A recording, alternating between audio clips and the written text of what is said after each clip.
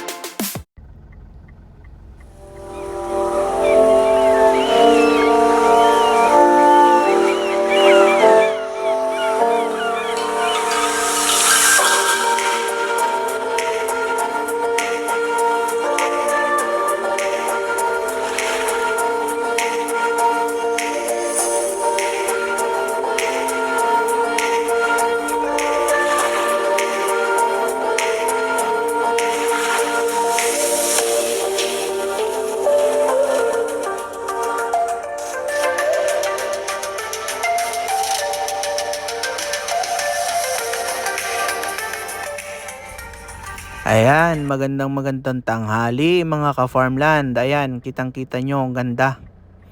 Ang ganda naman talaga nitong napuntahan ko ngayong beach property dito sa bayan ng San Narciso, Quezon. Ayan, hanggang dun yan po. So, ito pong napuntahan natin ngayon ay isang hektarya po ito. Ano po mga ka-farmland. So, mamaya po ay titingnan natin lahat. So, welcome muna po tayo sa mga nanunood. So welcome po sa aming YouTube channel. So kung hindi pa po kayo nakasubscribe, subscribe na po kayo para updated kayo dito sa ating mga bagong upload na property. Ayan, ang ganda po kasi medyo mataas yung kalupaan dito. So ang kagandahan kapag ganyan medyo elevated yung land area ay hindi basta-basta babahain. Ano po, kahit malakas yung bagyo or malakas ang ng dagat, ang alon, hindi basta-basta babahain. So ang kagandahan po ay malinaw po yung tubig natin dito. Ayan, kitang-kita naman na talagang ang linaw. So, ayan pong mga natin. Ayan, mga kung nakita nyo ay bato-bato. Ano po. So, medyo malaki naman. So, movable naman po yan. Ayan, ganda ng view. Yung nakikita nyo pong tawag dito yung bundok ay bundok po yan ng San Narciso. So, papunta po dun yung San Andres. Ang kagandahan dito sa tabing dagat natin ay hindi to basta biglang lalim. So swimmable po, kahit po bata ay pwedeng mag-swimming. Ayan, ito yung pinaka shoreline natin. Hanggang doon po yan sa dulo. And then hanggang doon naman po sa may malaking batong yun. Ayan po, malawak siya. So doon po sa dyan sa ayan, ang ganda, kitang-kita po. Talagang maganda, as in same lang dito sa harapan. Ay, dito sa napepwestuhan ko. Ayan, maputi yung buhangin. Hindi naman po siya yung as in maputi na parang Boracay kasi syempre as in maputi talaga yung sa Boracay. Ito ay semi-white sand lang. So mas maganda po ito sa personal kung makikita nyo. Ayan. So ang San Narciso naman po ay malapit laang 5 to 6 hours. Siguro ay nandito ka na. Ayan po. So dun po yung boundary natin kung nakita nyo. Ayan, malapit na tayo dun. So dun po tayo galing kanina sa may yung pwestong yon. Ang ganda dito sa harap kasi pwedeng may mga puno na siya. Hamba kahit maligo ka dito sa harapan, hindi ka masyadong bilad sa araw kasi may mga puno. Pwede kang maglagay ng mga ayan, upuan lang dito or maglatag ng ano sa may tabing dagat. Talagang ang ganda ditong maligo.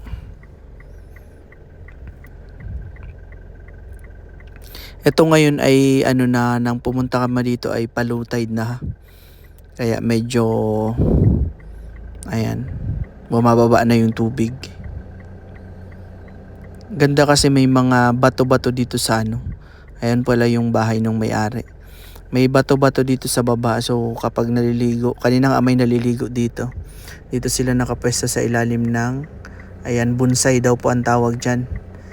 Yan, dyan sila nakapwesto.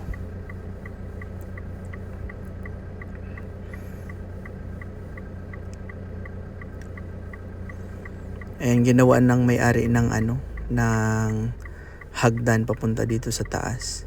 So tingnan natin yung view kapag naandito tayo sa kalupaan niya dito sa taas, medyo mataas na bahagi.